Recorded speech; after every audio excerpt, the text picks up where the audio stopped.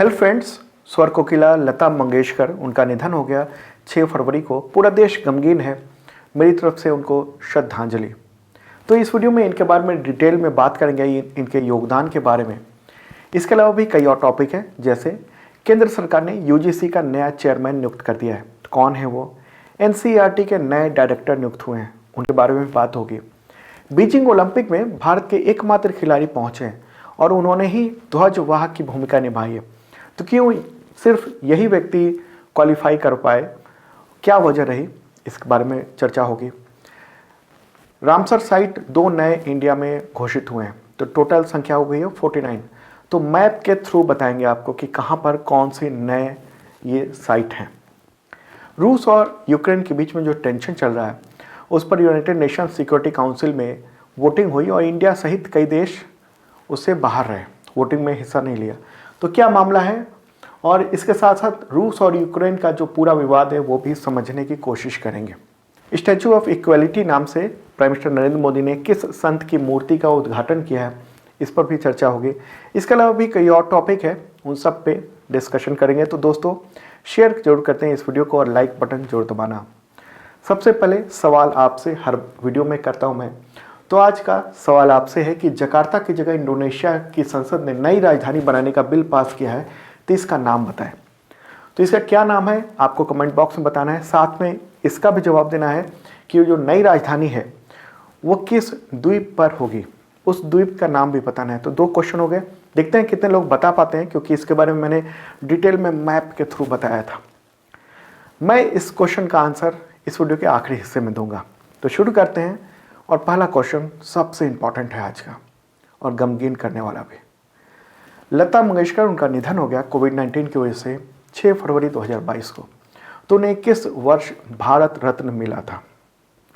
Answer होगा 2001। 2001 में उनको भारत रत्न मिला था। 92 ईयर की थी और 6 फरवरी की सुबह मुंबई के ब्रीच कैंडी हॉस्पिटल में उनका निधन हो गया।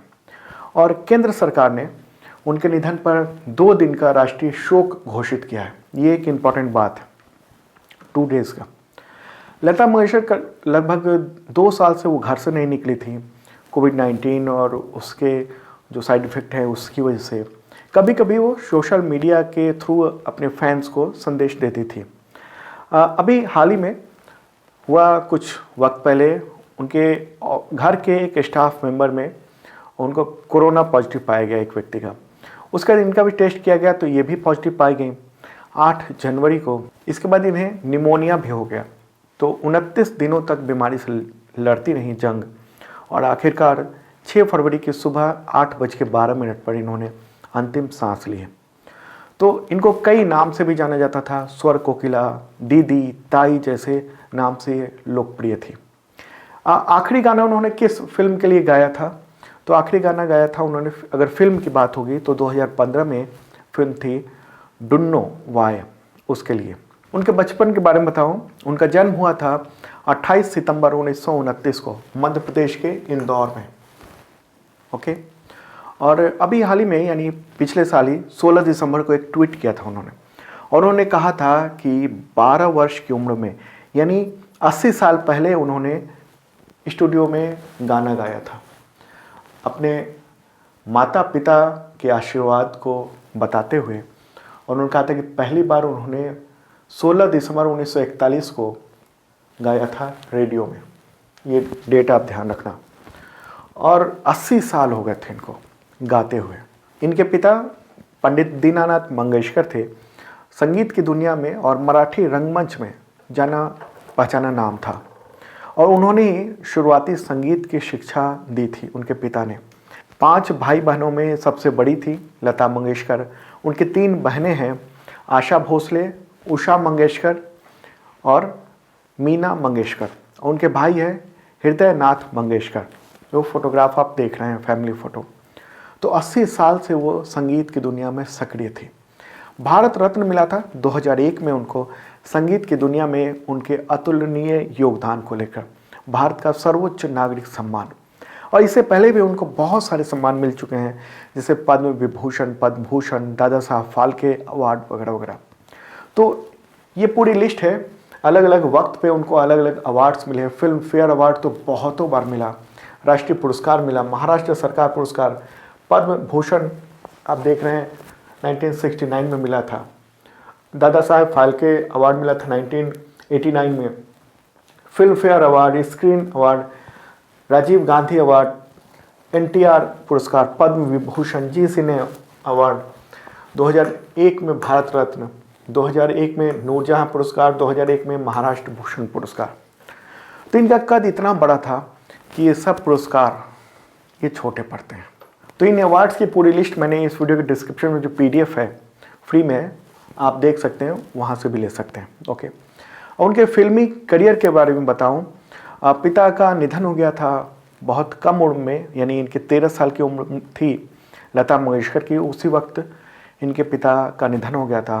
पैसे की तंगी थी तो इनको मराठी फिल्मों में भी काम करना पड़ा था, एक्ट्रेस के रूप में भी इन्होंने काम किया था। और पहली फिल्म थी पाहिली मंगला गौर 1942 में। ओके, तो बाद में कुछ और फिल्मों में भी उन्होंने एक्टिंग की। फिर सिंगिंग की दुनिया में उन्होंने बहुत ही नाम कमाया। ओके, भाई बहनों में बड़ी होने के कारण पूरी जिम्मेदारी थी, करियर के ऑप्शंस तलाशे उन्होंने और गायकी में महारत हासिल की। और एक गीत है ऐ मेरे वतन के लोगों जरा याद करो कुर्बानी। लता मंगेशकर ने इस गीत को पहली बार 27 जनवरी 1963 यानी 1963 में न्यू दिल्ली में नेशनल स्टेडियम में गाया था। उस दौरान आप फोटोग्राफ देख रहे हैं, तत्कालीन राष्ट्रपति सर्वपल्ली राधाकृष्णन और उस वक्त के प्राइम मिनिस्टर जवाहरलाल नेहरू भी वहाँ मौजूद थे। जब ये गाना चल रहा था तो सबके आंखों से आंसू आ रहे थे। और ये गीत 1962 में भारत चीन युद्ध के दौरान जो शहीद हुए थे सैनिक, उनकी याद में ये गाया गया था। और लता मंगेशकर ने इस तरह से गाया कि हर भारतीय ये सुनकर उसमें खो जाता है। गाने के शब्द कवि प्रदीप ने लिखे थे और संगीत जो सजाया था वो C रामचंद्रन ने।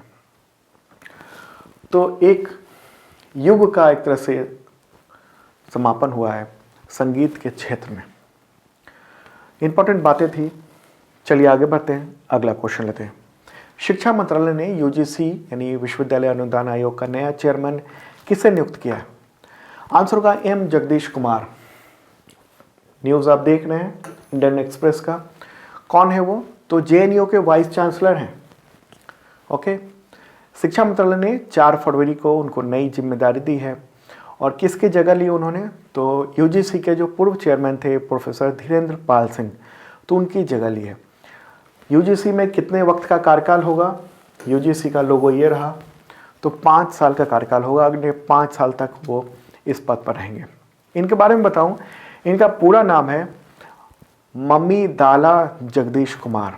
मूल रूप से तेलंगाना के नलगोंडा जिले के रहने वाले हैं और JNU के अभी वाइस चांसलर हैं और IIT दिल्ली में इलेक्ट्रिकल इंजीनियरिंग डिपार्टमेंट में प्रोफेसर भी हैं। जनवरी 2016 में उनको JNU का वाइस चांसलर बनाया गया था और वाइस चांसलर रहते हुए JNU में बहुत सारे विवाद भी हुए, मारपीट, प्रदर्शन, पिटाई वगैरह वगैरह की बहुत सारी घटनाएं हो चुकी हैं। अब बात कर लेते हैं UGC के बारे में। स्थापना कब हुई थी? 1953 में। मुख्यालय न्यू दिल्ली में है और 1956 में यानी 1956 में संसद के कानून द्वारा इसे वैधानिक दर्जा मिला था। ये एक आयोग है जो कि तमाम जो भी यूनिवर्सिटी है उसको मान्यता देता है और एक तरह से कहें तो हायर एजुकेशन जो है उसको गवर्न करने का काम इसी के पास है। ओके, तो केंद्र सरकार UGC के माध्यम से ही मान्यता प्राप्त विश्वविद्यालय और जो कॉलेजेज हैं उसको अनुदान भी देता है। इसके 6 क्षेत्रीय कार्यालय हैं। 6 कहाँ पर है? पुणे, भोपाल, कोलकाता, हैदराबाद, गुवाहाटी, बेंगलुरु में। चलिए आगे बढ़ते हैं, अगला क्वेश्चन लेते हैं। राष्ट्रीय शैक्षिक अनुसंधान और प्रशिक्षण परिषद यानी NCERT, उसके नए डायरेक्टर कौन नियुक्त किए गए हैं? आंसर होगा दिनेश प्रसाद सकलानी। ओके, न्यूज़ भी आप देख रहे हैं इंडियन एक्सप्रेस में और फोटोग्राफ ये रहा। ये कौन है? तो इनके बारे में बताऊं, पहले तो 5 साल का इनका कार्यकाल होगा और किसकी जगह ले रहे हैं? तो पूर्व डायरेक्टर ऋषिकेश सेनापति की जगह ले रहे हैं। ओके। और वो उत्तराखंड के हेमवती नंदन बहुगुणा जो गढ़वाल यूनिवर्सिटी है उसके इतिहास के प्रोफेसर हैं, और एनसीईआरटी में डायरेक्टर के रूप में ये जो नेशनल करिकुलम फ्रेमवर्क है उसकी जो ड्राफ्टिंग हो रही है उसकी भी देखरेख करेंगे ये। ओके, बहुत ही इम्पोर्टेंट ये रोल होता है एनसीईआरटी का। एनसीईआरटी की बुक पढ़ के ही आईएएस बनते हैं लोग। ओके, आपको पता होगा एनसीईआरटी की स्थापना कब हुई थी? 27 जुलाई 1961 को। मुख्यालय दिल्ली में है। पदेन अध्यक्ष कौन होते हैं? तो शिक्षा मंत्री होते हैं, केंद्रीय शिक्षा मंत्री। मकसद क्या है एनसीईआरटी का? यही है कि स्कूली शिक्षा से जुड़े हुए केंद्र सरकार और जो राज्य सरकार है उनको सलाह देना। भारत में स्कूली शिक्षा के संबंध में सभी नीतियों पर ये काम करता है, और शिक्षा पाठ्यक्रम, ये जो सिलेबस है, बुक्स है, उसको बनाने का, उसमें बदलाव करने का ये काम करता है। तो एक इम्पॉर्टेंट ऑर्गेनाइजेशन है और उसके इम्पॉर्टेंट ये डायरेक्टर बन गए। ठीक है, चलिए आगे बढ़ते हैं। अगला क्वेश्चन ये बहुत ही इम्पॉर्टेंट है।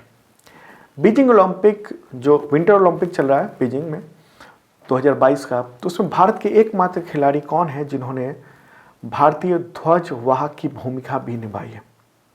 आंसर होगा आरिफ मोहम्मद खान। ये नाम आप ध्यान रखना। एकमात्र खिलाड़ी हैं जो कि बीजिंग ओलंपिक में क्वालिफाई कर पाए हैं। बीजिंग ओलंपिक, उसका उद्घाटन समारोह हुआ 4 फरवरी को। तो इस पूरे आयोजन में आरिफ मोहम्मद खान है उन्होंने ही क्वालिफाई किया।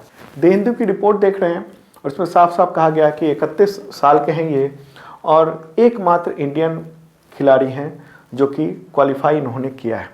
ओके, शीतकालीन ओलंपिक बर्फ़ में खेला जाने वाला एक गेम्स होता है, वो पूरा बर्फ़ में ही खेलते हैं इस तरीके से, और इस तरह के बहुत सारे गेम्स होते हैं।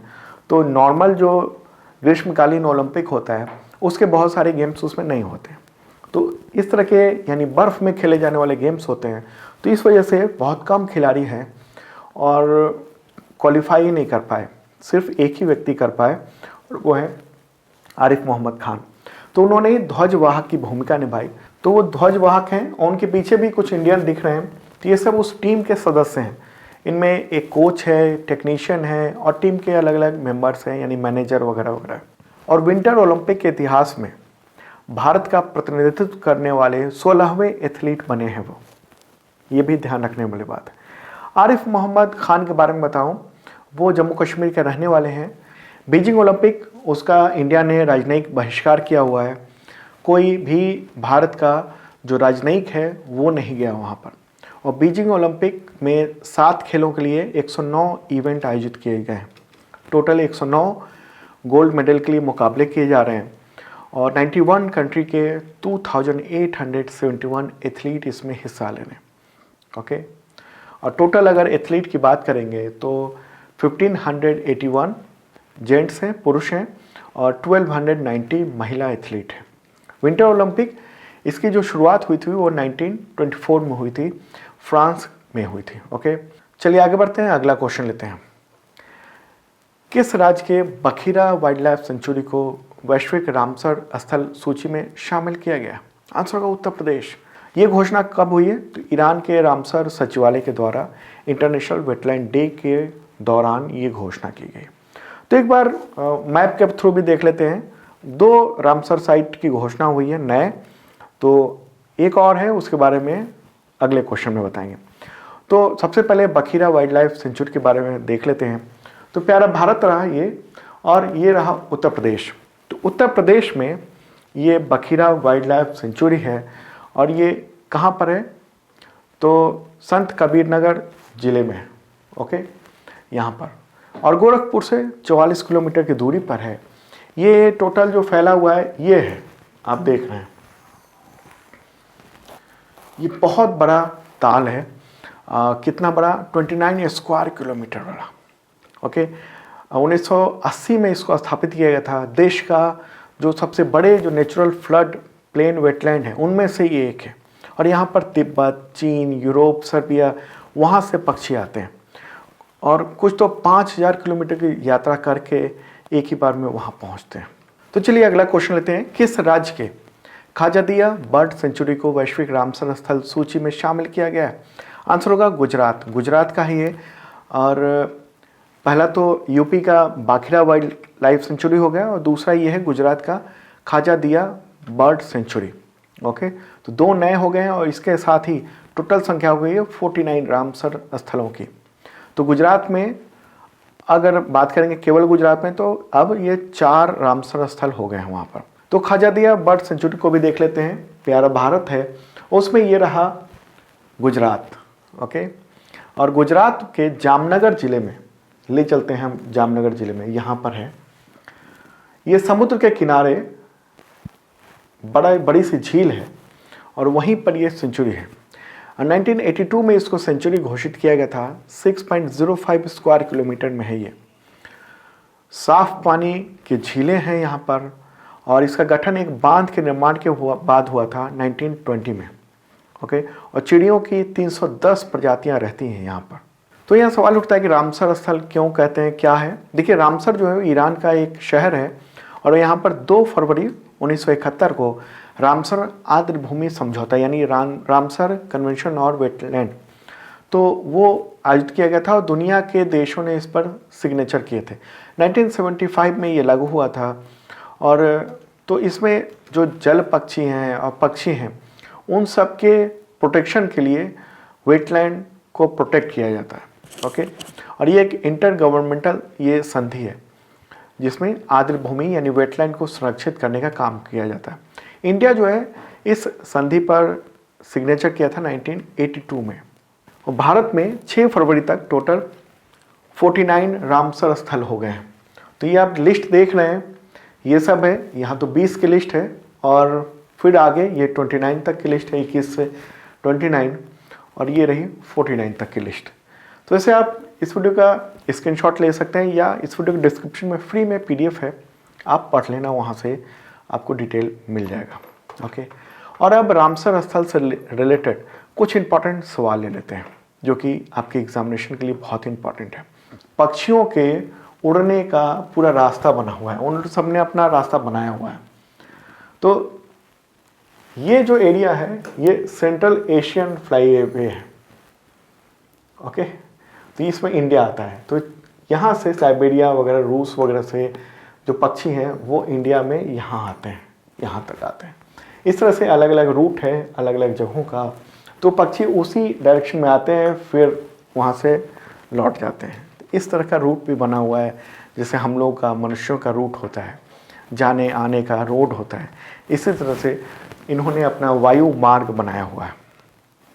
अगला क्वेश्चन लेते हैं। यूक्रेन पर रूसी हमले का खतरा विषय पर UNSC में चर्चा के लिए हुई वोटिंग में भारत सहित कौन से देश शामिल नहीं हुए? आंसर होगा गैबोन और केन्या, ये 2 देश। देखिए, अगर भारत रूस के पक्ष में वोट देता तो इससे अमेरिका सहित कई पश्चिमी देश नाराज हो सकते थे। वहीं अगर भारत यूक्रेन के समर्थन में वोट देता तो रूस के साथ जो रिश्ते हैं उस पर असर पड़ सकता था और रूस से भारत सबसे ज़्यादा हथियार आयात करता है। तो ऐसे में भारत ने बीच का रास्ता चुना और मतदान से दूरी बनाए रखी और रूस ने इसकी तारीफ भी की है। ये देखिए, रूस ने इसकी तारीफ की है। क्या है मामला यूक्रेन और रूस के बीच का, वो देख लेते हैं मैप के थ्रू। तो यहाँ रहा प्यारा भारत और अब देख लेते हैं कि रूस कहाँ पर है। ये देखिए, यहाँ से लेकर और यहाँ तक ये सारा का सारा रूस है, रशिया। ओके, और ये रहा यूक्रेन। यूक्रेन जो है वो कभी सोवियत संघ का हिस्सा हुआ करता था, लेकिन जब सोवियत संघ का विखंडन हुआ 1991 में तो यूक्रेन भी अलग एक देश बन गया था। दिसंबर 2021 में यूक्रेन के प्रेसिडेंट व्लादिमीर जेलेंस्की तो उनके और नाटो चीफ जो हैं, नाटो चीफ हैं जेंस स्टोलटेनबर्ग, तो उनके बीच मीटिंग हुई थी और इस मीटिंग में यूक्रेन ने ये वादा किया कि रूस के विरोध के बावजूद यूक्रेन नाटो में शामिल होगा। नाटो एक संधि है। नाटो में शामिल होने वाला अगर देश, अगर नाटो का मेंबर बन जाता है कोई देश, तो नाटो के किसी भी मेंबर कंट्री पर अगर हमला होता है या कुछ भी बात होती है तो ये माना जाता है कि नाटो के सभी देशों पर यह हमला हुआ है और सभी देश नाटो यानी अमेरिका के अगुवाई वाला ये नाटो है, तो फिर वो दूसरे पर जूझ पड़ते हैं। और ये खासतौर पर सोवियत संघ जो था उससे मुकाबला करने के लिए ये बनाया गया था। तो ये अभी यही हुआ कि ये जो मीटिंग हुई उसमें इन्होंने यानी जो प्रेसिडेंट हैं यूक्रेन के, उन्होंने ये वादा कर दिया कि हम नेटो के मेंबर होंगे। तो इससे रूस बहुत नाराज़ हो गए और पुतिन ने ये कहा कि यूक्रेन को नाटो का सदस्य नहीं बनने देना चाहिए। और पूर्वी यूरोप में जो सैन्य गतिविधि चल रही है रूस के संभावित यानी रूस को एक तरह से टारगेट बनाकर, तो वो नहीं होना चाहिए। तो इसी के बाद रूस ने क्या किया, अपने जो बॉर्डर इलाके हैं वहाँ पर उसने जमावड़ा कर दिया। 1 लाख से ज़्यादा soldiers, tank, missile, anti missile system वगैरह वगैरह बहुत कुछ लगा दिए। दूसरी तरफ क्या हुआ है, अमेरिका और उनके जो मित्र देश हैं उन सब ने यहाँ पर सेनाएं तैनात कर दी हैं यूक्रेन के पक्ष में। ओके, कुछ तो सेनाएं यूक्रेन में भी हैं, उनको तकनीक भी पहुँचाई जा रही है, मिसाइल भेजा जा रहा है। ओके, एक और काम हुआ है, रूस ने क्या किया है, बेलारूस में वहाँ पर सैन्य हमले की तैयारी कर ली है और रिहर्सल कर रहा है, एक्सरसाइज कर रहा है। जो आप ये वीडियो देख रहे हैं, इस तरीके की भयानक एक्सरसाइज चल रही है बेलारूस में, रूस कर रहा है ये। ओके, ये देखिए किस तरीके से मिसाइल पे मिसाइल छोड़े जा रहे हैं लगातार, और ये टेस्ट चल रहा है। एक तरह से दिखाने की भी कोशिश हो रही है अमेरिका को और यूक्रेन को कि अगर यूक्रेन नेटो में शामिल होता है तो हम क्या कर सकते हैं आगे, तो फिर तो विश्व युद्ध की स्थिति बन सकती है। ठीक है, अब यहाँ पर सवाल होता है कि यूक्रेन तो एक देश है पूरी तरह से, अब वो अगर नेटो में शामिल ही हो जाता है तो क्या फ़र्क पड़ जाता है रूस को।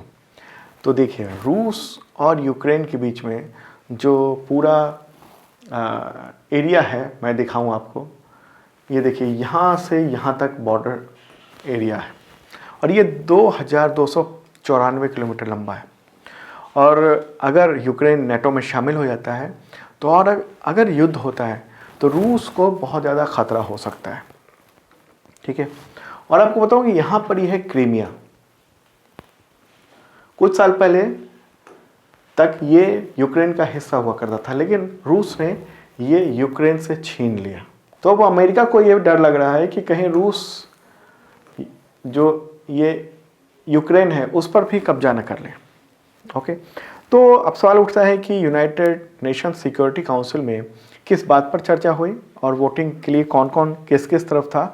तो देखिए, 1 फरवरी 2022 को वोटिंग हुई थी और विषय ये था कि संयुक्त राष्ट्र सुरक्षा परिषद में यूक्रेन पर जो रूसी हमले का खतरा है उस पर चर्चा होनी चाहिए या नहीं।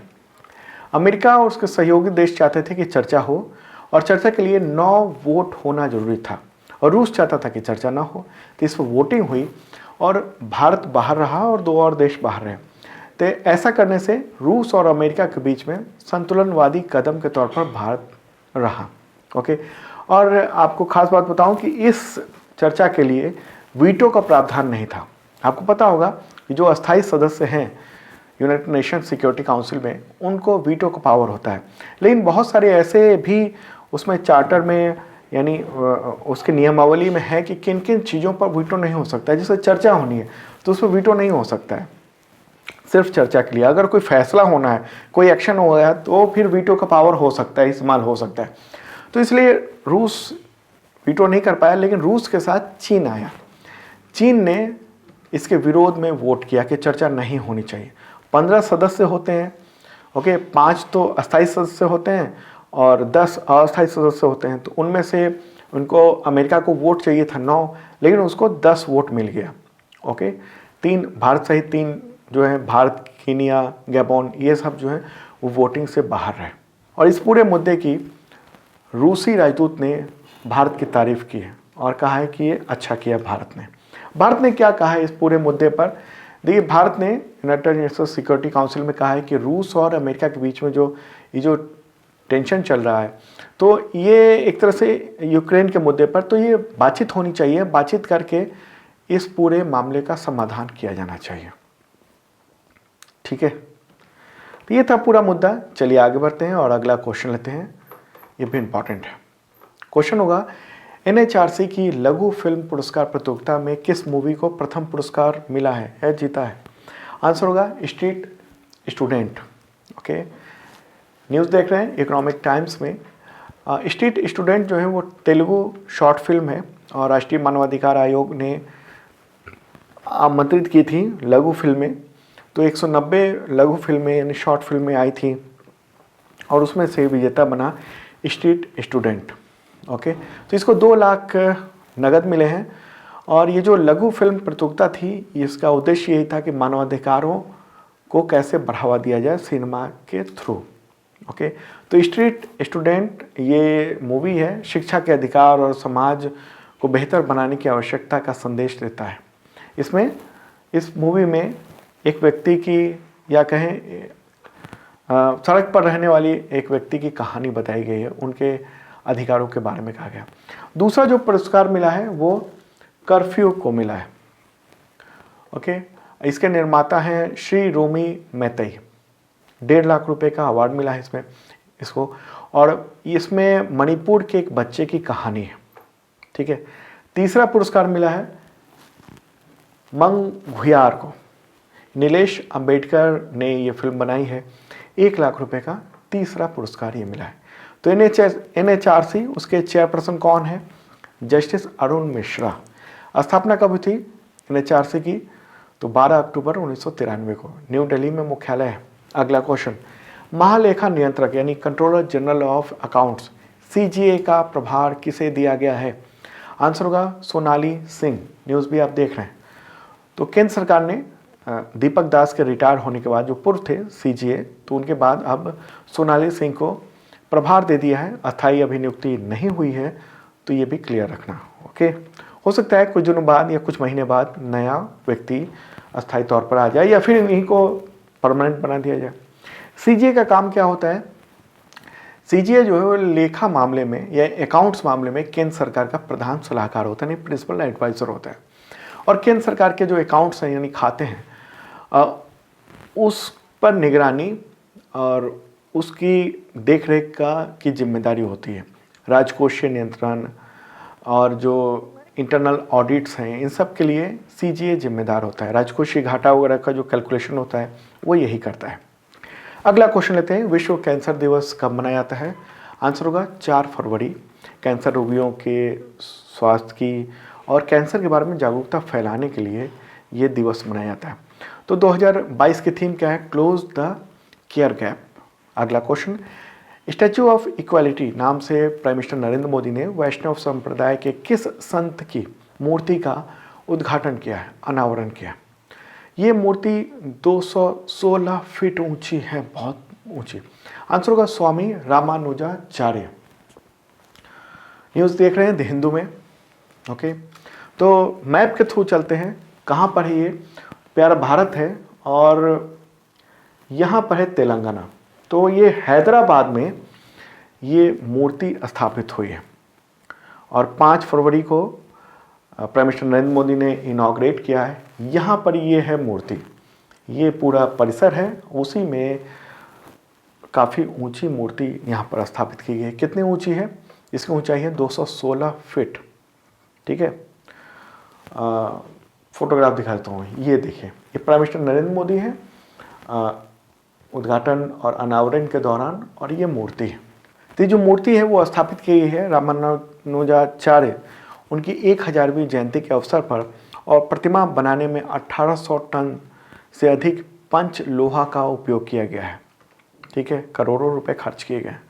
तो स्वामी रामानुजाचार्य उनके बारे में बताऊं, वो वैष्णव संप्रदाय के संत थे और 1000 साल पहले यानी 1017 में तमिलनाडु के श्री पेरम्बदूर में उनका जो जन्म हुआ था और उन्होंने आस्था, जाति, पंथ सहित जीवन के तमाम पहलुओं पर समानता का विचार दिया था। तो इसलिए इस मूर्ति का नाम जो है वो स्टैचू ऑफ इक्वालिटी रखा गया है। ठीक है, तो ये अलग अलग नाम है, स्टैचू ऑफ इक्वालिटी, ये नाम आप ध्यान रखना। इस प्रोजेक्ट पर 1400 करोड़ से ज़्यादा खर्च हुए हैं। तेलंगाना में ये स्थापित है। ठीक है, यहाँ पर इस तरीके से। चलिए आगे बढ़ते हैं, अगला क्वेश्चन लेते हैं और क्वेश्चन होगा, RBI ने इंडिपेंडेंस कोऑपरेटिव बैंक का लाइसेंस रद्द कर दिया है। तो ये किस राज्य में स्थित है? आंसर होगा महाराष्ट्र। महाराष्ट्र के नासिक जिले में है ये कोऑपरेटिव बैंक, तो उसका लाइसेंस रद्द कर दिया है। आरबीआई ने कहा है कि इसके पास पर्याप्त पूंजी नहीं है और कमाई का कोई खास संभावनाएं नहीं है, तो इसलिए 3 फरवरी को ही इस बैंक की गतिविधियों को पर रोक लगा दी गई है और रकम निकालने पर भी, निकासी पर भी कुछ बैरियर बनाया गया है। अगला क्वेश्चन लेते हैं, अंतर्राष्ट्रीय मानव बंधुत्व दिवस ये कब मनाया जाता है? आंसर होगा 4 फरवरी।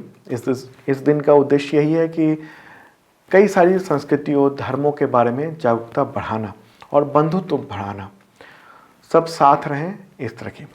तो ये टोटल करंट अफेयर्स था। और अब सवाल आपसे जो मैंने किया था कि जकार्ता की जगह इंडोनेशिया की संसद ने नई राजधानी बनाने का बिल पास किया, तो इसका नाम क्या है? इसका नाम है नूसंतारा। ठीक है, 19 जनवरी 2022 को राजधानी बदलने के विधेयक को मंजूरी मिली है, नूसंतारा, और ये बर्नोई द्वीप पर स्थित होगा। ये भी नाम आप ध्यान रखना, बर्नोई द्वीप। जबकि जो पुरानी राजधानी है जकार्ता, वो जावा आइलैंड पर है। ओके, और नई जो राजधानी होगी नूसंतारा, वो होगी बर्नियो आइलैंड में। तो दोस्तों, कैसा लगा कमेंट बॉक्स में ज़रूर बताना। और आपको बता दूं कि पिछले साल का टोटल करंट अफेयर्स अवेलेबल है, पीडीएफ और बुक भी अमेजन पे है, आपके काम आ सकता है, देख लेना। कल मिलते हैं डिटेल करंट अफेयर्स के साथ।